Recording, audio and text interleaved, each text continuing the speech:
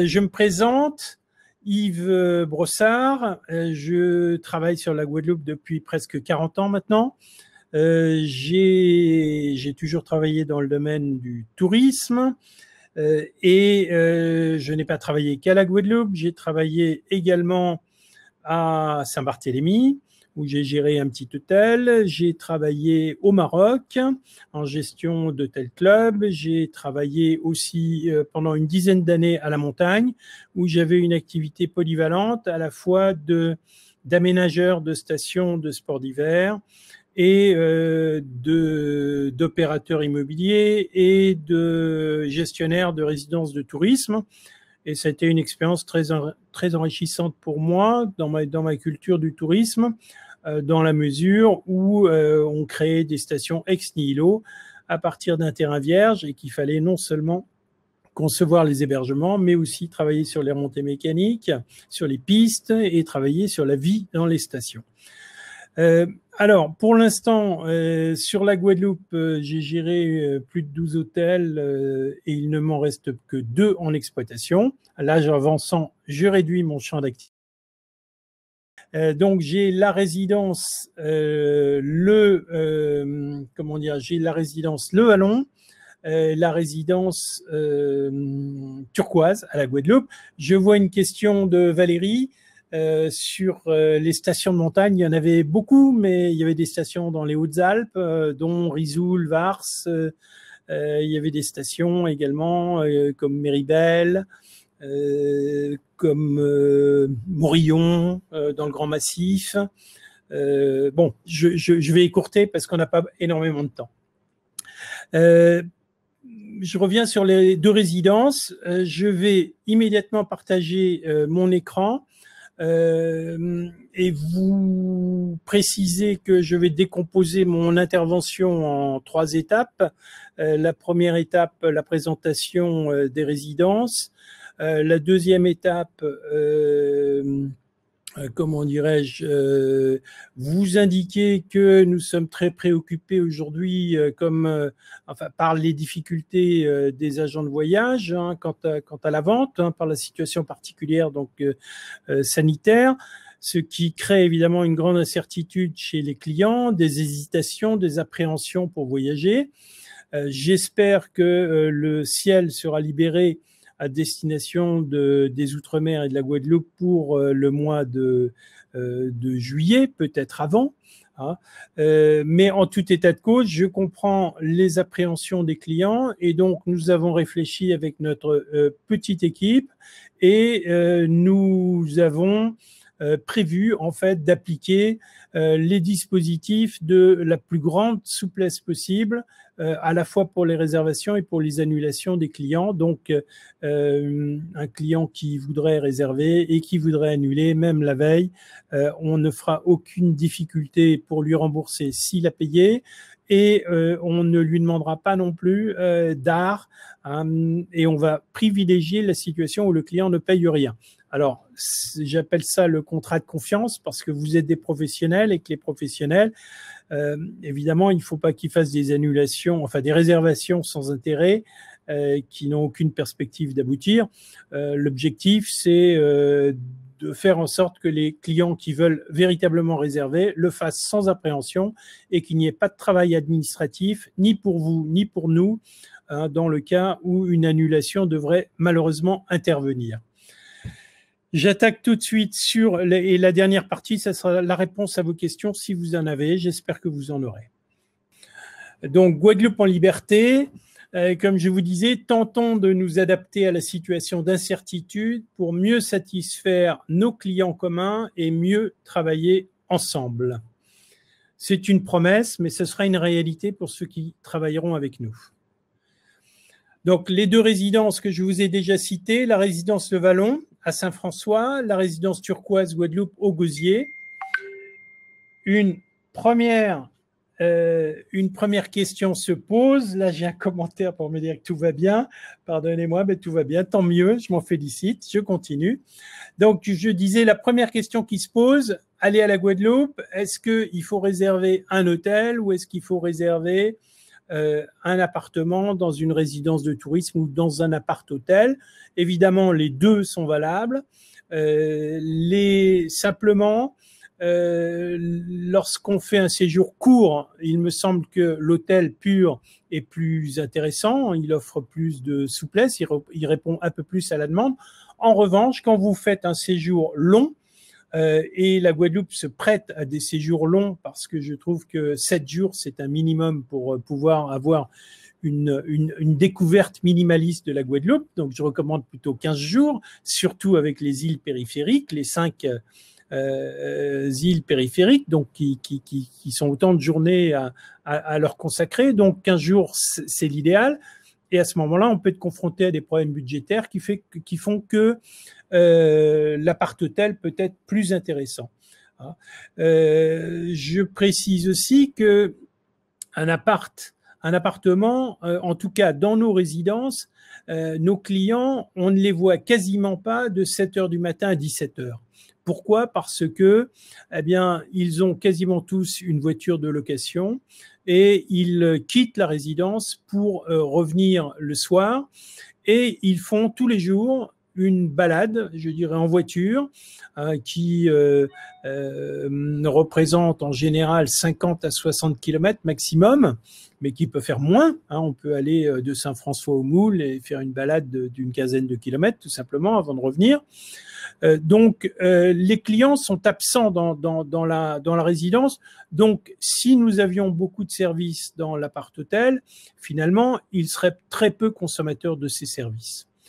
Ensuite, je voudrais préciser qu'un visiteur qui est en appart-hôtel, en général, il déjeune à l'extérieur, le plus souvent en bord de mer, et donc il est plutôt heureux de se reposer à son retour le soir, d'aller se baigner à la piscine, et ce qu'il a fait en général le matin également avant de partir, et de dîner tranquillement chez lui. Ce qui ne lui interdit pas évidemment d'aller dîner à l'extérieur.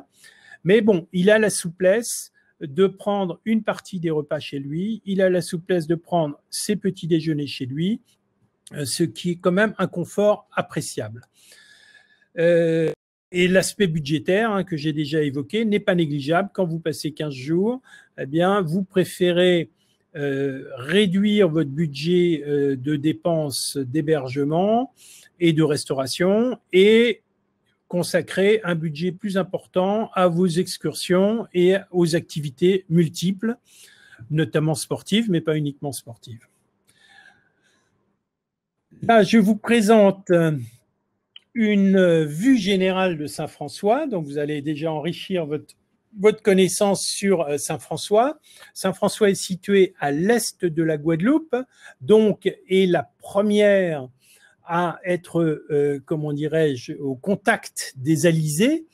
Donc, c'est une commune qui est une commune de villégiature, en fait, qui compte d'ailleurs énormément de résidences secondaires, les Guadeloupéens appréciant particulièrement le climat ventilé de Saint-François. C'est une commune, comme vous le voyez sur la photo, qui dispose d'un golfe de 18 trous. C'est le seul golfe de 18 trous qui a été dessiné par Robert Trent Jones dans les années 75. Je vous rappelle que, si vous ne vous en souvenez pas, qu'il y a eu Saint-François a été le haut lieu d'une réunion internationale qui a accueilli le président Giscard d'Estaing, le président Gerald Ford, ainsi que le premier ministre allemand Schmidt. Et donc, il y avait un sommet international qui s'était tenu dans un hôtel qui a malheureusement disparu, qui s'appelait l'hôtel Hamac et qui était en bord de mer à Saint-François. Donc, le golfe était présent de ce sommet international. Vous avez un tout petit aérodrome que vous voyez, ça n'est évidemment pas un grand aéroport, ça permet de partir éventuellement pour faire des découvertes et des sauts en parachute. Vous avez en bas de l'écran ici, vous voyez le musée des Beaux-Arts de Saint-François et vous voyez la marina de Saint-François. Ensuite, vous voyez un peu plus bas sur la gauche, si vous voyez mon point d'insertion, je ne sais pas, vous avez le port de pêche de Saint-François et vous avez également juste à côté la gare maritime qui est intéressante pour les clients parce qu'elle leur permet de se rendre à Marie-Galante, aux Saintes ou à la Désirade depuis cette gare maritime. Pardon, j'ai fait, qu'est-ce que j'ai fait? Voilà, je vous présente maintenant le vallon que vous voyez dans un cercle rouge ici en haut à gauche. Je vais vous agrandir pardon, je ne sais pas ce que j'ai fait. Voilà, là vous avez une vue un peu plus grande, un zoom. Et donc là, vous voyez le vallon qui est un terrain de 2,5 hectares avec 4 bâtiments. Et ici, la piscine. Et je vais vous la localiser également. Je vais vous localiser les commerces les plus proches par rapport au vallon. Donc ici, si vous voyez mon point d'insertion, comme j'ai pas de retour de son, je ne sais pas, donc je peux pas vous répondre. Si vous voyez, vous avez un petit supermarché Leader Price qui est localisé là, qui est à 100 mètres, on va dire, à peu près du vallon. Et vous avez juste après une grande surface modeste qui s'appelle Carrefour Contact, qui est un petit supermarché Carrefour avec une galerie commerciale qui est également à proximité. Et si vous allez depuis, on va dire, depuis le supermarché ou la supérette, si vous descendez au droit vers la gare maritime, voilà ce que j'ai trouvé. Voilà, si vous allez vers la gare maritime, vous arrivez ici à la mairie, vous arrivez à l'église, et donc vous êtes à peu près à 900 mètres du bord de mer. J'avance parce que le temps tourne, pardonnez-moi d'aller un peu vite. Là, le vallon, donc on l'a vu déjà. Je vais plus loin. Pardon, je crois que j'ai fait l'inverse. Voilà, ici, vous voyez de manière un peu plus claire le périmètre de la résidence Le Vallon avec ses 4 bâtiments, la piscine, et entre le dernier bâtiment et la piscine, vous avez l'espace d'accueil qui comporte également une salle de petit déjeuner pour le service des petits déjeuners. Les bâtiments, vous en voyez un en haut à droite, ce sont des petits immeubles de 2 étages, un rez-de-chaussée et un premier étage.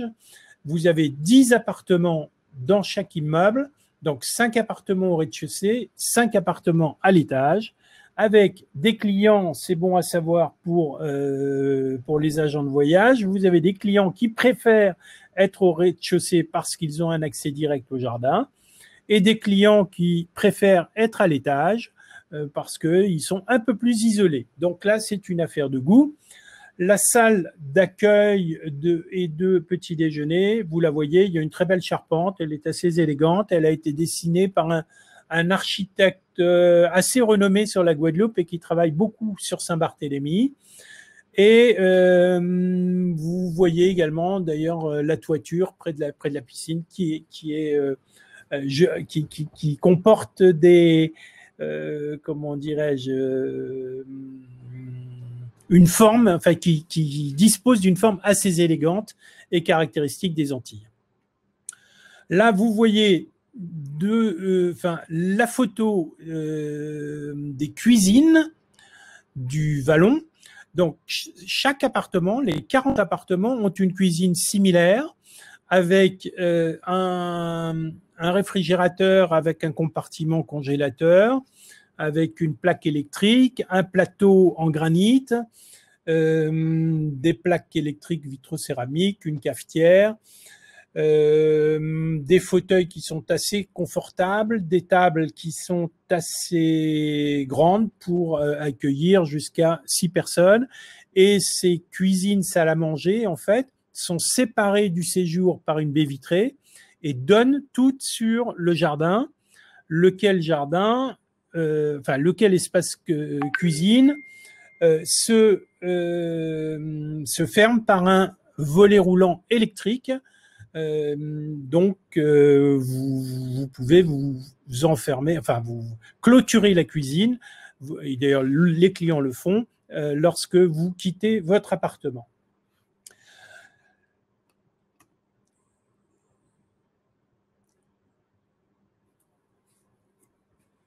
Le petit déjeuner est à la carte, les services hôteliers sont à la carte, le petit déjeuner, peu de clients l'utilisent, mais un certain nombre l'apprécient. Une des possibilités, c'est de le réserver que pour une journée ou 2 jours ou 3 jours, c'est au choix, la carte. Les clients nous réservent en fait le petit déjeuner la veille au soir ou à l'avance, comme ils veulent. Hein. Donc c'est une liberté totale. Les services hôteliers, ce sont des services de ménage, de remplacement de draps, de linge, etc. Ils sont peu utilisés, très peu, je dirais même. Les clients épargnent sur cette dépense. Les échanges de draps et de linge sont faits tous les 7 jours, normalement. À la carte aussi, et gracieusement, on peut faire des échanges de linge et de serviettes au bout de 3 jours en cours de séjour. Voilà, ce qui caractérise le Vallon principalement, c'est son calme, son jardin qui est superbe, très très très très apprécié, c'est un des points forts, très apprécié de la part des clients, très bien entretenu aussi. À titre indicatif, hein, je l'indiquais à un de comment dirais-je, des participants à ce webinaire, hein, que je salue en passant, qui est Julien. Une des particularités, c'est que le jardinier, l'équipe plus exactement, l'entreprise de jardinerie qui travaille pour nous, travaille depuis 1992.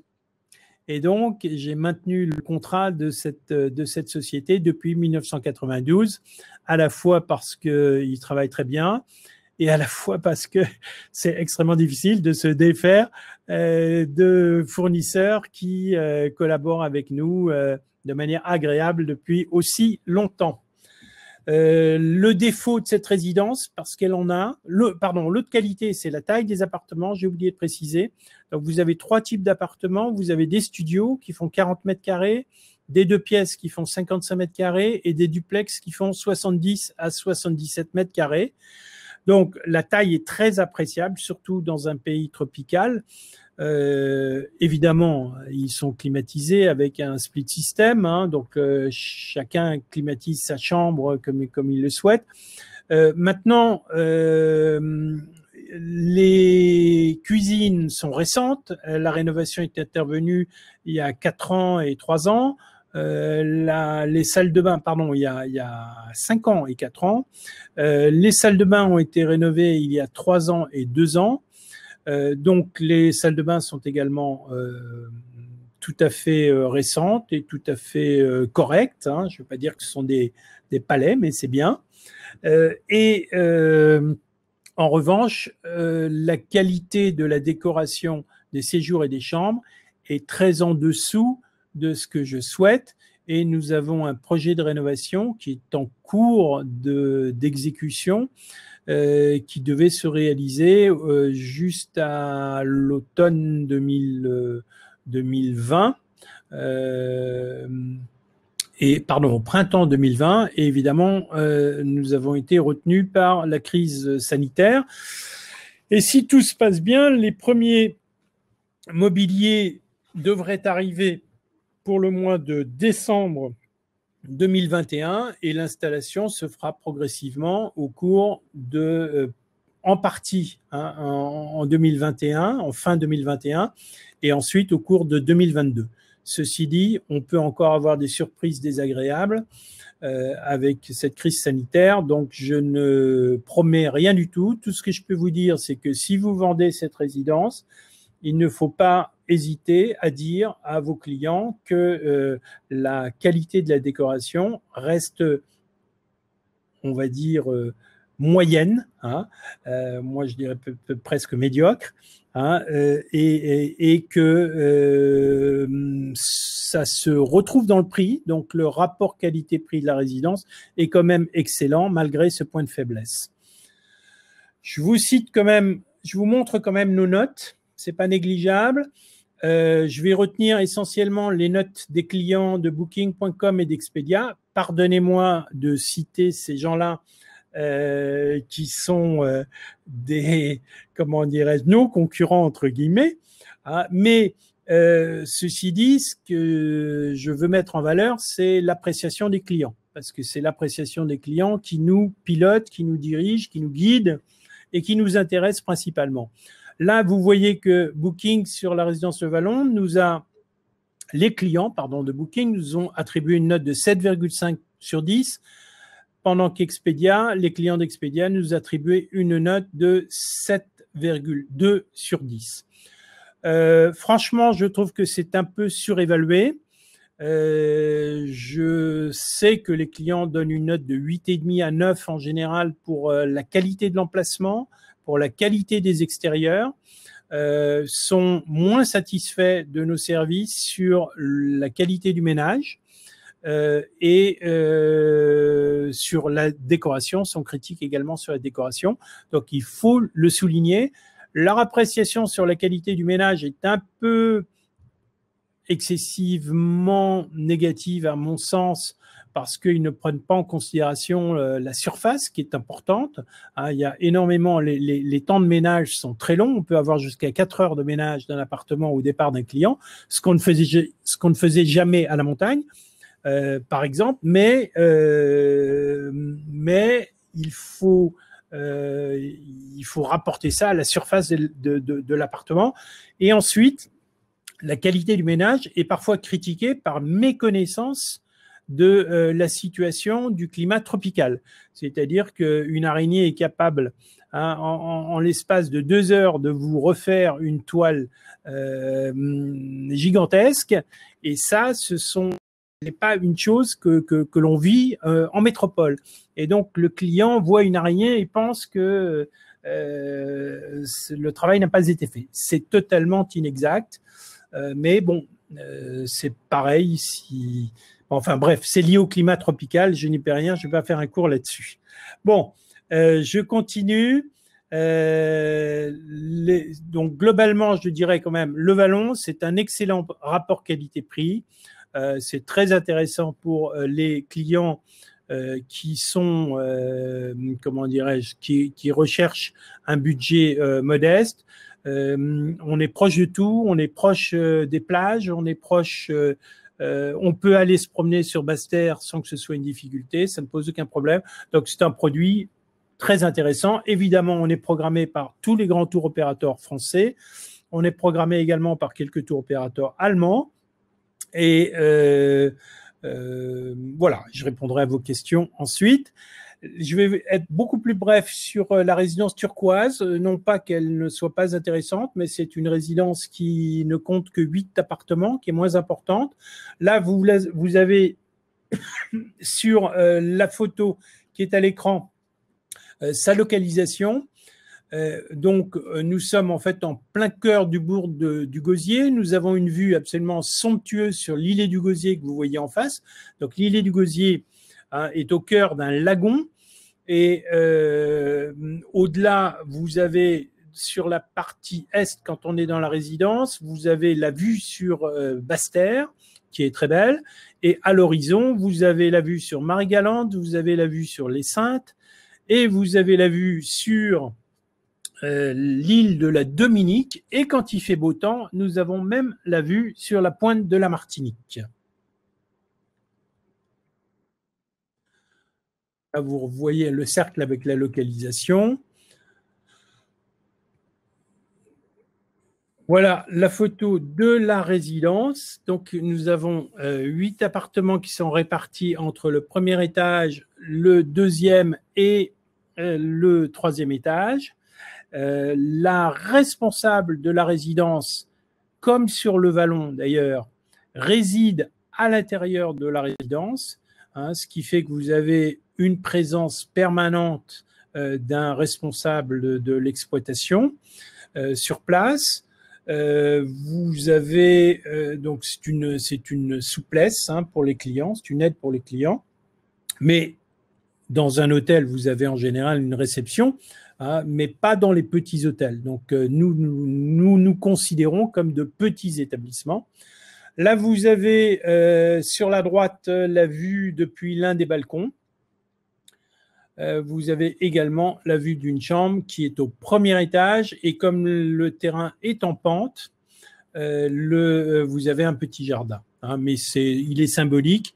Il faut retenir essentiellement de cette résidence qu'elle, comment dirais-je, elle est remarquablement située au sein du village de Gosier, donc on n'est pas dans un périmètre exclusivement touristique. Il y a peu d'offres touristiques dans ce périmètre. On est vraiment au cœur du village, donc on va à l'église à pied, à la banque à pied, à la boulangerie à pied, au supermarché à pied, et à tous les restaurants à pied. Donc le privilège de ces résidents, c'est qu'ils vivent au rythme de la vie locale. Donc ils sont aux côtés des Antillais, parmi les Antillais. Il les voit se lever à 6 heures du matin ou à 5 heures du matin, s'il le faut. On a le sentiment, quand on est là-bas, d'être à la Guadeloupe. A contrario, par exemple, quand vous êtes au Vallon, vous êtes dans un univers où vous n'avez aucune proximité, vous avez 2,5 hectares, vous êtes loin finalement de cette proximité de la vie antillaise. Là, ça n'est pas le cas, vous êtes au rythme antillais. Si vous voulez vous faire le soir un petit courbouillon de poisson, eh ben, vous allez quitter la résidence et en 2 minutes, vous allez dans un petit restaurant local qui va vous concocter un merveilleux courbouillon de poisson. Je continue. L'un des intérêts aussi de la résidence turquoise, ça peut être pour certains clients la proximité de l'aéroport, puisque le Gosier, on est à environ 9 km, on va dire, de l'aéroport, donc c'est assez simple. Et puis vous êtes au centre de l'île, donc ça vous permet de rayonner en faisant un peu moins de kilomètres que si vous êtes dans l'une des extrémités de l'île.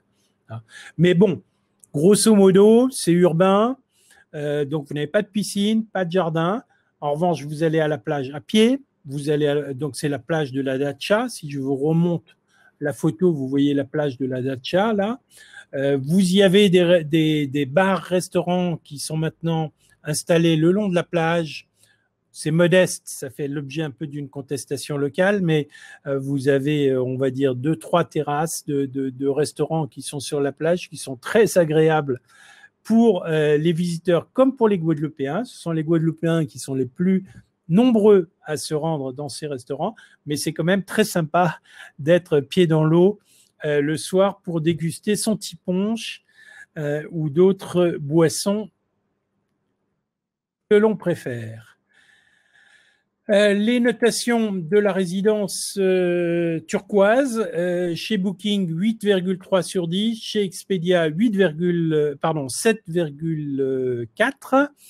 Là aussi, je considère que c'est... Non, là, je vais considérer que c'est correct. Les appartements sont plutôt bien dans l'ensemble. Je trouve que les studios sont un tout petit peu petits. Les studios des 2 pièces, des 3 pièces et des 2 pièces mezzanines. Les studios sont un tout petit peu petits, ils font que 20 mètres carrés. Les 2 pièces et les 3 pièces, sont très bien conçus. Il n'y a pas 1 centimètre carré de perdu, c'est très agréable, très confortable. Les 2 pièces mezzanines sont bien, mais leur terrasse est moins vaste que la terrasse des autres appartements. Donc c'est le petit moins, mais par contre il y a plus de surface au sol. Je dirais l'unique défaut de cette résidence, c'est que les salles de bain sont un petit peu petites et un petit peu obsolètes. Pas un petit peu, elles sont plutôt obsolètes. Donc, c'est un projet que j'ai de rénover ça, mais ça n'est pas encore fait. Et de toute façon, je ne pourrais pas élargir les murs de la salle de bain. En revanche, je précise néanmoins qu'elles sont modestes, mais aussi nous avons des WC séparés, ce qui est le cas aussi du vallon. Hein, vous avez partout des WC séparés. Sur le vallon, sauf dans les appartements qui sont des studios destinés à pouvoir accueillir des personnes à mobilité réduite, et donc pour 4 appartements, pour les 4 appartements en question au vallon, les WC ne sont pas indépendants. Enfin, plus exactement, si, ils sont indépendants, mais en fait, j'ai dit une bêtise. Ils sont indépendants, pardon. Voilà, il faut bien dire des bêtises de temps en temps. Je vais aller assez vite là-dessus. J'ai 3 slides là-dessus. Les agents de voyage, comme les tours opérateurs, sont invités à venir chez nous. Pourquoi parce que ça nous fait plaisir qu'ils viennent à la Guadeloupe, qu'ils découvrent la Guadeloupe. Il faut du temps pour découvrir la Guadeloupe, donc il faut qu'ils séjournent. Hein, ça représente un budget. Donc, ils sont invités chez nous en permanence, sur requête évidemment. Et on les invite évidemment à éviter la très haute saison parce qu'on évite de perdre du chiffre d'affaires. On aime bien aussi qu'ils viennent chez nous parce que lorsqu'ils font un Éductour, la visite se fait rapidement et ne leur permet pas d'appréhender toutes les qualités et tous les défauts de nos résidences. Il faut séjourner sur place pour bien mesurer les qualités et les défauts. Et en général, l'appréciation des clients augmente avec la durée de leur séjour, c'est-à-dire qu'ils en mesurent les intérêts et les qualités au fil du temps. Au premier abord, ils n'ont pas le sentiment d'être, comment dirais-je, de résidence exceptionnelle. C'est pas tape à l'œil, c'est pas, on n'a pas l'impression d'être dans un établissement haut de gamme, ce qui n'est pas le cas d'ailleurs, hein, mais leur appréciation augmente avec le temps et nous avons énormément de clients qui sont fidèles et qui reviennent. Donc, on a beaucoup de repeaters sur nos résidences. Donc, les agents de voyage, les tours opérateurs, vous êtes bienvenus quand vous voulez, même en haute saison, à condition qu'on ait de la disponibilité et qu'on considère qu'on n'a pas le risque de perdre de chiffre d'affaires. Pardon, je n'ai pas pris le... voilà. La deuxième raison aussi, quand même, sur les agents de voyage, pour laquelle on aime bien qu'ils viennent, c'est que pour bien vendre le produit, il faut le connaître. Et quand on le connaît bien, on le décrit correctement auprès des clients, ce qui évite qu'il y ait un quiproquo, ce qui évite que les clients s'imaginent avoir acheté enfin, soient déçus par ce qu'ils voient, non pas parce que le produit est décevant, mais parce qu'ils s'imaginaient avoir acheté autre chose. Et donc, quand on est allé sur place, c'est plus simple, c'est plus clair. Le contrat de confiance, entre guillemets, excusez-moi de l'expression qui est un peu ambitieuse. En fait, c'est quoi le sujet? C'est tout simplement de se dire, est-ce que nous serons souples et flexibles s'il y a besoin d'annuler une réservation? Je vous réponds, on sera souple et flexible. Nous sommes une petite entreprise avec des équipes qui travaillent un petit peu comme si, bien que ce ne soit pas une famille, hein, mais un petit peu comme si c'était une famille. Hein, et on a tous une seule idée en tête, c'est de faire plaisir aux clients, hein, de leur apporter le plus de satisfaction possible et pas de leur créer des soucis. Et c'est pareil vis-à-vis des agences de voyage. Hein. Donc, l'idée que l'on a, c'est que on pourra annuler à tout moment, mais je vais au-delà. Je vais au-delà. Évidemment, je parle pas d'une situation normale, je parle d'une situation pendant la crise sanitaire du Covid. Hein. Donc, il y a 2 hypothèses de travail possible, hein, de collaboration possible avec les agents de voyage. S'ils souhaitent se réduire au maximum les soucis administratifs, eh bien, leur réservation, elle n'est pas obligée de s'accompagner d'un paiement. Ils ne sont pas obligés, ils font ce qu'ils veulent, les agents de voyage, mais ils ne seront pas obligés d'encaisser le prix du séjour du client. S'ils veulent l'encaisser, ils l'encaissent. Mais s'ils ne souhaitent pas avoir de travail administratif, on les autorise à faire en sorte que le client paye sur place. Et à ce moment-là, on leur reversera la commission. Donc, ça leur évite le travail comptable et administratif. Maintenant, chacun fait comme il l'entend.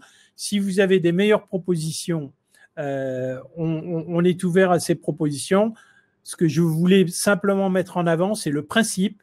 Le principe, c'est vous envoyez les clients librement, sans contrainte, pas d'obligation de paiement. Les réservations seront garanties. Si vous les annulez, vous les annulez. On aura nos yeux pour pleurer et les vôtres aussi. Un dernier point, l'accessibilité à l'information. C'est important pour vous. Comment dirais-je, nos plannings sont tenus en temps réel, ce qui vous permet d'aller sur notre site internet et de simuler faire une recherche de disponibilité, hein, et en temps réel, vous aurez une réponse immédiate sur la disponibilité et vous pourrez faire la réservation en ligne directement pour votre agence, ce qui veut dire que vous allez bloquer en temps réel l'appartement et en question, et vous n'aurez pas de vous n'aurez pas de formalisme vis-à-vis de nous. Vous aurez votre réservation qui sera garantie, puisque dès que vous aurez fait votre réservation, aucune autre personne, même nous ne pourrons pas réaliser de réservation sur cet appartement. On utilise évidemment un channel manager. Donc, si vous avez une connectivité possible avec un channel manager, ce serait encore mieux. Mais rares sont les agents de voyage ou les tour opérateurs qui disposent d'un channel manager aujourd'hui, ce que je regrette. Voilà. J'ai terminé. Je vais reprendre la main sur l'écran et répondre à vos questions si vous en avez. Et si vous n'en avez pas tout de suite, ou si vous voulez réserver vos questions à un entretien individuel, je suis à votre disposition. Sachez qu'on privilégie les relations par téléphone mobile et par WhatsApp. Moi, comme mes deux directrices d'exploitation sur place. Donc, on aime aller vite et on aime privilégier WhatsApp pour aller vite. Émilie, les résidences sont-elles disponibles toute l'année ou y a-t-il une période à laquelle il est préférable de réserver? Écoute, Émilie, je te répondrai qu'on est ouvert toute l'année, donc 365 jours par an. Est-ce qu'il y a une période préférable? Toutes les saisons sont agréables.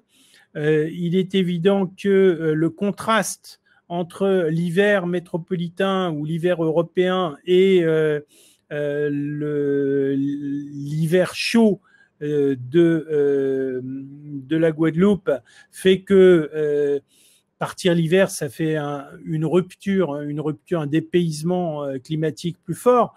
Mais il n'en demeure pas moins qu'on souligne souvent la température de l'air de la Guadeloupe, mais la température de l'eau est importante. Et même l'été, aller se baigner dans une eau à 27 degrés, c'est quand même plus agréable que de se baigner dans une eau à 16 ou 17 degrés. Donc là, je parle de l'Atlantique, évidemment. Donc, non, moi, je considère que toutes les époques sont agréables.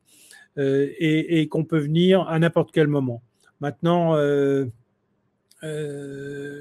pour les personnes qui souffrent du froid, autant venir en période chaude. Pour les personnes qui souffrent de la chaleur, autant venir pendant l'hiver où les températures de l'air sont plus modestes. Voilà. Valérie me dit à bientôt. Bah, à bientôt, Valérie. Je reste à ta disposition, Christelle. Bah, pareil. Voilà. Donc, je vous dis au revoir à tous. Si vous n'avez plus d'autres questions, je vous laisse encore quelques secondes. Et puis, je quitte le live pour vous souhaiter bon vent. Et merci, Patrick. Et à bientôt à tous, alors.